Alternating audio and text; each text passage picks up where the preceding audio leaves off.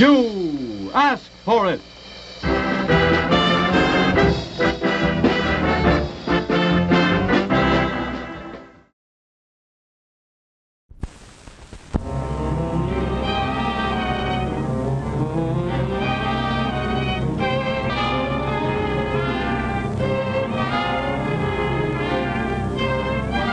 Rushing water, thundering water, carrying destruction through the peaceful valley of the Ohio. Where yesterday flowed a friendly river, today nay of flood. Unmindful of its banks, unheeding man-made obstacles, the swollen river throws its might against man and his works. In the early stages of its rampage of January 1937, the river was everywhere victorious, forcing man to dynamite his own levees to gain relief from its brutal power. As it spread over the countryside, man was driven steadily back. Whole towns and villages fled before the river's advance. Busy cities, symbols of man's power and progress, stood helpless, 10 feet deep in icy water.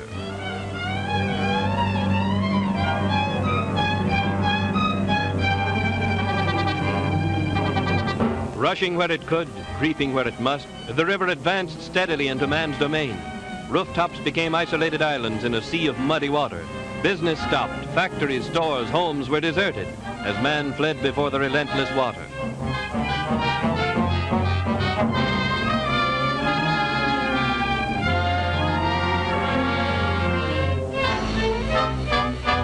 Buildings were washed away or crushed into heaps of tangled wreckage by the river's grip. Even pets and livestock were deserted in the retreat. And so, with its stunning surprise attack, a torrent 10 times the volume of Niagara Falls humbled man in the upper valley of the Ohio. Soon his towns and cities were firm in the ice-cold river's grasp, seas of watery desolation. A national crisis demanding federal action. It got federal action from the White House down, the best organized and most effective campaign against such a disaster in the history of the country. First, those trapped by the flood must be saved. Under the direction of the Coast Guard and local authorities, volunteers and WPA workers labored heroically to rescue thousands marooned by the rising waters.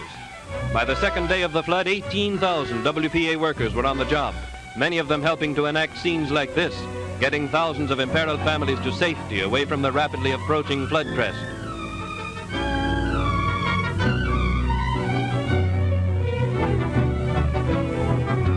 The Coast Guard brought hundreds of boats overland from many stations. Others were commandeered. But to meet the need for still more boats, relief workers built them in the streets, launched and manned them in nearby waters. With normal transportation almost completely disrupted, the distribution of food and other necessities was a tremendous problem. Here the Red Cross threw its experienced personnel into organizing an emergency service of supply, for which the WPA supplied much of the manpower. Carried as far as possible into the stricken area by train, these precious commodities were shifted to WPA trucks and boats for distribution to the points where they were most needed. Thanks to the tireless efforts of these workers and the splendid, unselfish work of local suppliers, there was never a food crisis throughout the entire flood area.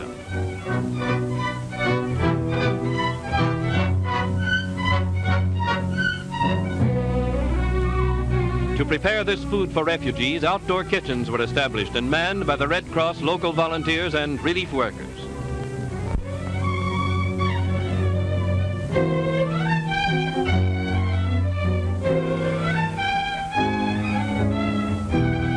Many carloads of warm clothes and bedding were rushed to shivering refugees from WPA sewing rooms in many states.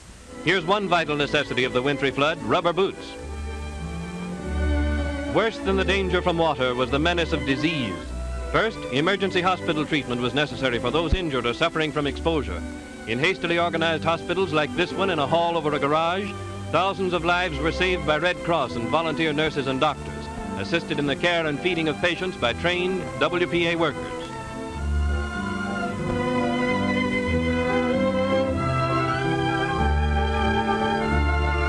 But the greatest danger of the entire flood was the threat of contagious disease, principally typhoid. The measures taken to combat this probably constitute the swiftest campaign of disease prevention in history. Clinics for typhoid inoculations like this one, sponsored by an American Legion post, were established everywhere throughout the flood area. Day and night, lines of refugees filed past doctors and nurses. Much of the serum was flown into the flood area by Army and Coast Guard planes. In this phase of his battle with nature, man was completely victorious. In the upper Ohio Valley, the river struck almost without warning. But in the lower valley and along the Mississippi, man was given a little time to strengthen his defenses, to raise and bolster levees and seawalls. For hundreds of miles along the valleys, the WPA supplied the shock troops that held the river within man-made walls. Relief workers transported material by hand, by truck, by boat. Working day and night, they filled countless thousands of sandbags, raising the levees above the record crest. Manpower beat the river on this front, backed by the system of flood defenses previously erected by Army engineers, and often working under the skilled direction of these engineers. 50,000 relief workers fought the river at every critical point.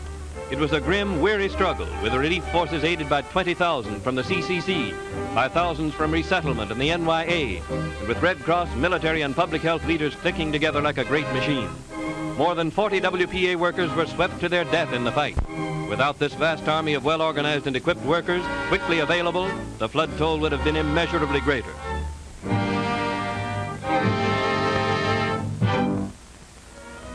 And people of the flood area will not soon forget the courage of these heroic workers.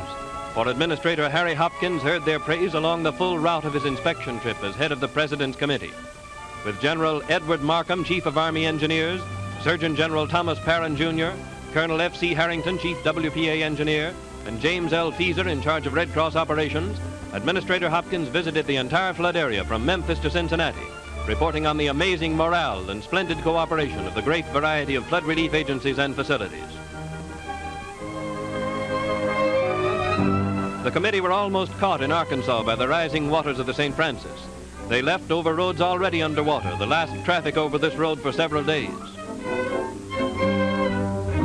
Among the specific accomplishments of relief workers in relieving flood distress was the construction under Army supervision of this pontoon bridge through the streets of Louisville.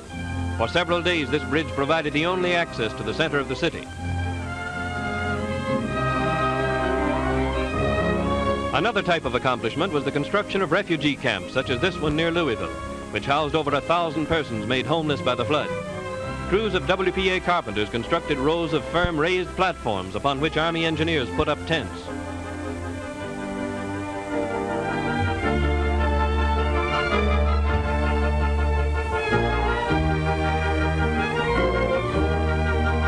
When the tent city was finished, each tent was equipped with cots, and the comfort of the city's inhabitants was assured by truckloads of stoves.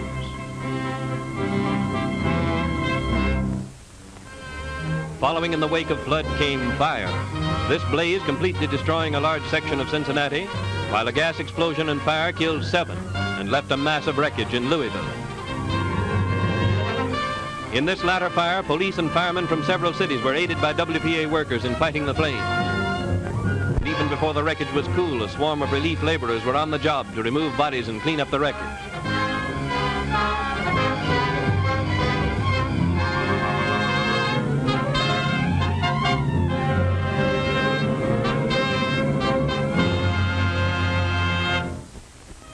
As the floodwaters recede, WPA's greatest work really begins, the work of cleaning up. Water must be pumped from basements, in some cases with the help of fire trucks. Condemned structures must be demolished, sanitation measures applied. Debris-clogged streets and roads must be opened and repaired, and this disease-bearing debris carted away. Although relief workers cannot repair private property unless public health is endangered, they can and do aid the property owner by removing heavy obstacles such as these. Also, public buildings, schools, and parks are rapidly restored. Fire and police alarm systems are put back in commission, flooded underground wires being replaced with temporary overhead ones. In rural areas, thousands of dead cattle are a menace to health. These must be collected by relief workers and buried or otherwise disposed of. Unpleasant but vitally necessary work. Tremendous work to be done, a tremendous need. The WPA does the work, meets the need with 150,000 people engaged in all phases of the cleanup job. And doing this work provides jobs for thousands of destitute victims of the flood, men who would otherwise be dependent on charity or direct relief. The battle with the river was a costly one, but the cost in lives and human misery would have been far greater but for the gallant fight waged against it by the agencies of mercy and relief. The WPA is proud that from the ranks of those who can't find jobs, it can provide the shock troops of disaster.